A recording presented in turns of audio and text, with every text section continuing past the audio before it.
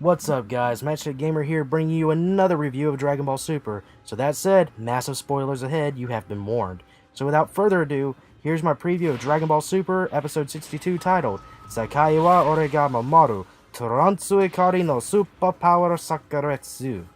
Which, if I did not butcher this, should translate to I'll protect the world, Trunks' angry superpower explosion. This episode had action in the first half, but the second half was mostly talk and comedy, which I enjoy moments like this. I'm not sure why people always want fighting and action happening, as to make a good story, you need to have moments of talk and world building of that nature, but enough about that. We open where we left off last episode with Trunks in his new form that we still don't have an official name for. However, for the remainder of this review, I will refer to it as Inverse Super Saiyan Blue. Trunks begins to fight Black and declaring he will kill him. Of course, Black finds the idea of this absurd to say the least. Trunks is putting up a good fight, but I don't think Trunks is strong enough to win. However, Trunks does manage to do something nobody has been able to do to Black so far, including Goku.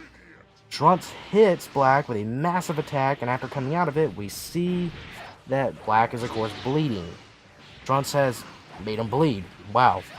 So going from there, Trunks decides that it's best for Goku and Vegeta to both leave to go back to the past and think of a way to beat Black and Zamasu.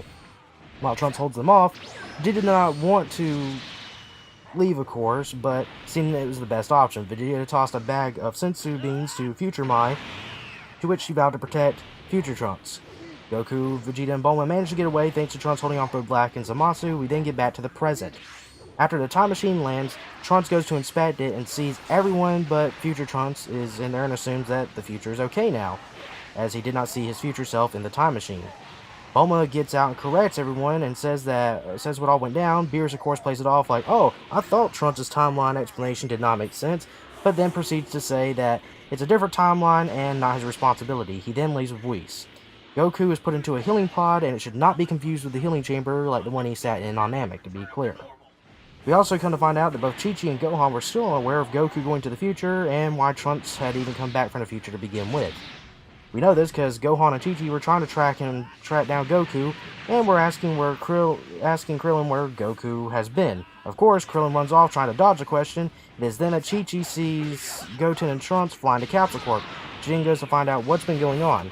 She does eventually learn about the events along with Gohan, and even about the timeline where she and Goten got killed, because Chi-Chi, of course, then freaks out and then goes to look over Goten, but Bulma, of course, tells her that it's only in the future. This, of course, makes her calm down, and she's like, oh, okay. They then try to come up with a way to beat Black and Zamasu. It is then that Piccolo says Goku should try the Mafuba. We then get a reanimated flashback of Master Roshi trying to use the Mafuba on Piccolo Daimao, or Demon King Piccolo if you prefer the English dub. This makes Pilaf and the gang scream, Piccolo Daimao. Then Goku, of course, thinking this is a good idea, decides to go ask Master Roshi to teach him. Just as Piccolo was about to get up and offer to teach Goku the Mafuba, Goku uses the instant transmission to go to Master Roshi's house. Vegeta then asks Piccolo if he can go to the time chamber, to which Piccolo says,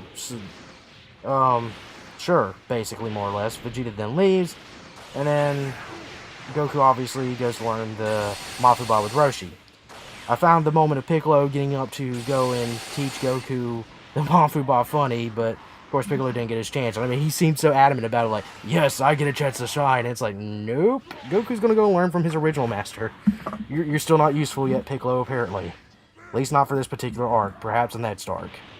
Anyways, Master Roshi then begins to teach Goku, but warns him of the dangers of using the Mafuba. Goku then practices the Mafuba all night, using it on Turtle, but missing a bunch, which leads to a bunch of funny moments of Goku missing. Finally, as the sun begins to rise, Goku manages to put Turtle in the pot that he was aiming at finally, so Goku finally got the aim down. Roshi begins to get ready to go inside, telling Goku, good job, and begins to say he'll make him a seal for the pot, but says next time, take me out with some girls on a nice date, like he wants to go out on a date with some hot girls. Goku, of course, laughs about this.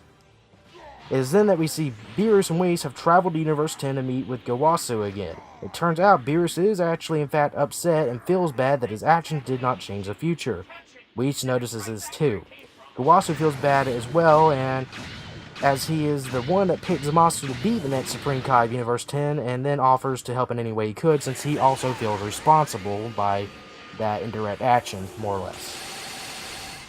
So, just a quick note here at the end. After seeing Goku use the Mafuba numerous times in a still beaten state, missing a bunch of times and one time successfully, I think it's safe to say the Mafuba will not kill you once you reach a certain level. I think it should also be noted that since Goku was using it on Turtle, then that clearly means the Mafuba can be used on anyone, by anybody, good or evil. So, pretty good move for Goku to have in case he runs across an opponent that might be useful against, again, not necessarily an immortal opponent, but maybe somebody that's just too powerful for him and there's too much of a power gap and just needs something. He's like, okay, there's no way I'll have enough time to get strong enough to beat him or her or it, whatever, so seal him away. Well, that's my review, folks. What'd you think of the episode?